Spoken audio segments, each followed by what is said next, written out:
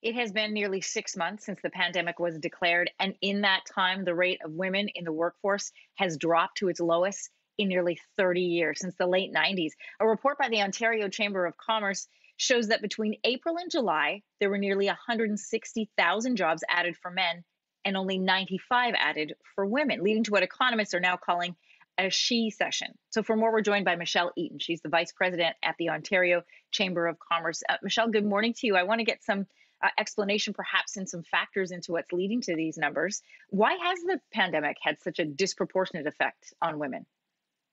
Thank you so much for having me. And I think it's important to point out that this is not just a women's issue, but it's an economic issue that's critical to our nation's recovery efforts. Because as you noted, lowest participation rate in 30 years, and the reemployment rate for women is slower. Some of the reasons for this, one, during the emergency shutdown, a lot of the sectors that were hardest hit, the layoffs and the businesses that were forced to shut down, were mainly occupied by women. So if you look at the service sector, for example, or hospitality. And then on top of that, restrictions related to childcare, schools, all that work went onto families, and a lot of that also went on to women. In addition, women entrepreneurs, small businesses have absolutely been the hardest hit during this crisis. And women entrepreneurs tend to have smaller, newer businesses that aren't as well financed as men. Many are self-employed and weren't eligible for some of the government supports that came out. And then this is absolutely compounded for certain groups of women, such as racialized, Indigenous, low-income, new immigrants, or women from rural and remote communities, or women with disabilities.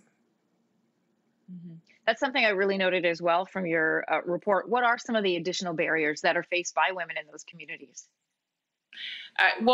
Social, gender, and economic disparities have been well documented in education and the workforce for decades, but when it's in a time of crisis, those are further exacerbated. A lot has to do with limited resources. So, for example, a low-income mother might not be able to afford a nanny to help support her balancing her work life, or a woman with disabilities perhaps doesn't have the full-time social supports at home to help her do that, because having the kids at home with school is a full-time job on top of the duties women are trying to balance with doing their Zoom calls and getting their work done.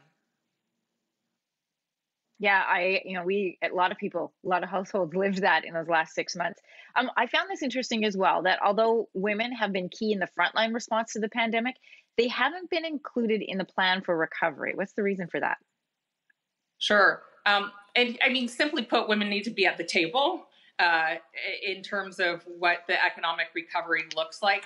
And we haven't seen anything per se from governments on a women's economic recovery strategy. We're confident that they're aware of the issues, and we're hoping that this report sends a clear signal to government that this is not just a women's issue, but it's important for economic recovery and how we go forward. I know, it's been quite extraordinary if you think about it.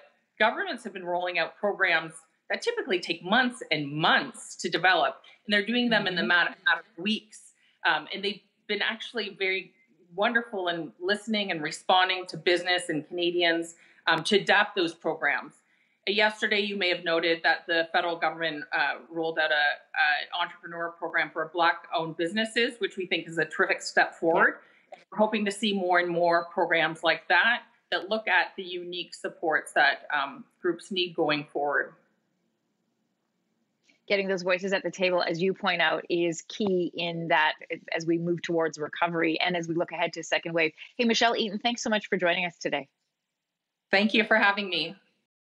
Thanks for watching. If you like this, be sure to subscribe here. And you can check out more Your Morning videos right here.